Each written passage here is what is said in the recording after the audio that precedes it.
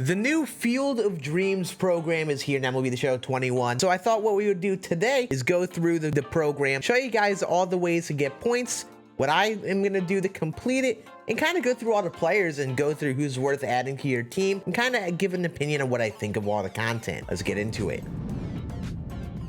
Alright, so we're in Diamond Dynasty. You go to your player programs, you see we have the Field of Dreams program over here, and you will see there's a lot of things like jerseys and cool players along the way. I kind of been talking about this over the last day, but now that we have the attributes of the players, let's go over what they are, how I think they are in terms of being used on a team. We got this Tom Henke, who could be a nice reliever. Some people liked Henke last year. Solid per nines. He's got a nice fastball, forkball, and slider. No outlier on the fastball, but it will hit 99. He's actually not bad. For a reliever, he's definitely solid. He's not going to be a Goose Gossage or anything close to that, but a nice reliever to add to your pen if you're really in need of relievers. We get some packs and stubs along the way. A 42 series pack in case you really haven't gotten all 10 of the players you need to buy. Make sure you buy them. Get this collection done. They're basically giving it to you at this point. Get that Jackie Robinson if you haven't gotten them yet. Then we have 99 Brooks Robinson. This is about what I expected. Lower middle of the road power. Definitely not bad though. Higher contact. Really good fielding. If you're someone who likes that Jackie Robinson type hitter, minus the speed, can hit the ball to the gap, but is mostly a contact type hitter, Brooks Robinson is probably a great addition for you. Then we have our Field of Dreams pack. You get a free one in the program. You can also buy them on the market. But to go over the players very quickly, PIAZZA's a top tier catcher option on paper. If you can get a hold of his swing, he's got a longer swing. Sometimes it struggles on Hall of Fame or Legend for some people, kind of like an Alfonso Soriano type thing. But if you can get a hold of his swing and do well with it, this card is going to be one of, if not the best hitting catcher in the game. Lefty Grove actually looks like the best Lefty Grove we've gotten. Actually has a cutter, so he has a second fastball to change speeds with. Slider, changeup should be very solid, and a nice little curveball. He's got solid control, pretty okay break. That's definitely a little bit lackluster on the break side of things. Could be a nice little lefty to add to your rotation, especially when their prices go down from 100K. Mike Schmidt is almost like Mike Piazza. He's got some of the best hitting lines in the game. His swing is a little longer like Piazza, but for the people that do well with Schmidt's swing, definitely a must-have at third. He also has diamond defense, and he is a shortstop secondary. Honestly, I think a lot of people are going to love this Chris Bryant card. If you don't have Chipper Jones at this point, you're looking for a third base option, or really any sort of option on your team. It could be a bench bat versus lefties. Chris Bryant is going to be nice, well-rounded hitting attributes, gold defense. The attributes versus righties really aren't bad, especially if you get into parallel 5. You'll have all above 100 hitting attributes, which honestly a lot of people may try to do. Sick card right here. Lou Brock, you know, he's a contacty hitter. It's not much power, high speed. For those people that like your speedy guys, this card could be pretty solid, but there's so many outfielders in this game right now, it's tough for me to really recommend him. Not a bad buy, or you can just get him for the free pack. Jim Palmer could be a little bit of an underrated starter. He's got solid break. Not the worst pitch mix, but definitely not the best. Good change of speed and stuff, though. Definitely could be a solid starter if you need like a 4th or 5th starter. Paul KONERKO either could be a really good bench bat or first baseman if you happen to need it. Great power versus both sides. Contact is very solid as well again, but basically one of the better hitting first basemen. Could be a nice option to add to your team, but everyone has a first baseman at this point. Do you really need another one? And finally, Dylan BETANCES could be a nice reliever like Tom Henke to add to your pen.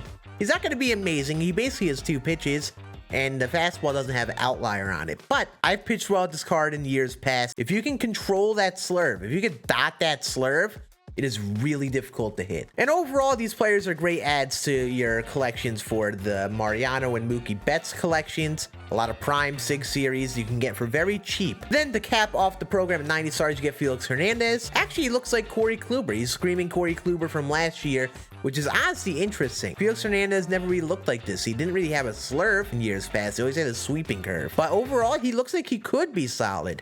You got to really test him in game, but he's really giving me Corey Kluber vibes. And you know, the control is looking really good in this card, so honestly, this card could be very nasty. And to cap it all off, 99 SIG series Roberto Clemente. I know some people, there will probably be at least one person who wished he had more power, which, you know, I wish he'd add a little more too, but you can't just add power for him for no reason, so it's with reason. Clemente wasn't a power hitter, so 84-88 is very similar to Jackie Robinson, high contact, but the diamond defense is really big in the outfield. If you're looking for a good outfielder, this card will be one of the better options in the game. Especially, like I said before, if you like that Jackie Robinson card, I bet you will like Clemente. He has that kind of power that sneaks on you. It's not easy, no doubt homer power where he's an automatic home run every at bat. But if you throw a mistake, he gets into it and hits him out of here. He should be a fun card. I'm really excited to get a hold of him. And to complete the program, you have your Conquest, Showdown, Missions, and Moments. There's no collection for this one, which is probably for the best because I swear people always get confused with collections in my comments. And going through it, the Conquest maps doesn't seem like it would take really long. If you're someone who doesn't like to play online, I would recommend doing it. You get free packs and all that in this, so you know, not a bad thing. Conquest is never a bad thing if you really enjoy doing it. Then you have your Showdown, which I would like to assume the final showdown is against this Felix Hernandez, And looking at the showdown, it's just like your normal showdowns you would have for like inning programs. It's definitely not the shortest showdown, but I think this is the route I would go to get those 20 stars. Then we have our Moments. The Moments give you a total of 28 stars. So if you do the math, 20, 20, 28, it gives you 68 if you do all three of those. And the Moments are definitely things I think you should do. They're really quick and easy to do in my opinion.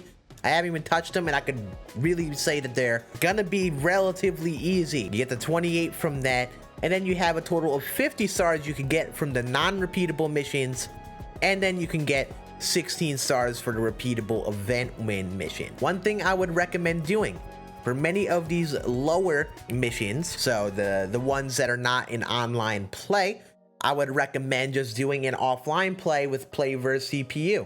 Go into play versus CPU versus the Orioles or the Royals, whatever team you think is bad pitching, go into a custom stadium or ship it stadium and just tally these missions against them. It's kind of like the monthly award programs where you earn a player, you get the mission done with them, and you work your way up bit by bit. Really solid way to go about completing it. You have the option of getting the Yankees hits and White Sox strikeouts online, which is not a bad thing, you know, if you're gonna play the event. And then looking at the event, the rules are Yankees and White Sox players.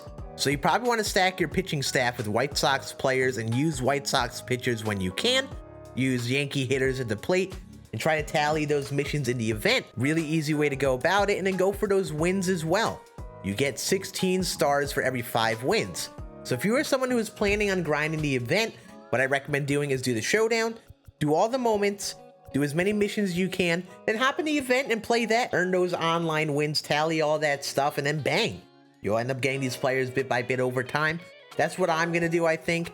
I'm going to do the showdown. I'm going to do the moments. That'll get me up to 48 stars. And then I'll start tallying these missions, finish them up. And then once I get all those missions done, I'm going to hop in the event, you know, get the last bit of this program done. Do I think I'm going to get Clemente today? Not 100% sure, but it definitely can be done if you go about it the right way. If you guys have any questions, definitely drop in the comment section or stop by my stream right after I post this video. I am going to be live actually streaming completing this. So if you have any questions on things, definitely ask me there. Overall, I think this program is a big dub. I'm very happy with it. I'm excited to get all the players to add them all on to a team, man. It's gonna be fun. But you guys have a great rest of your day. Good luck going for Mr. Clemente.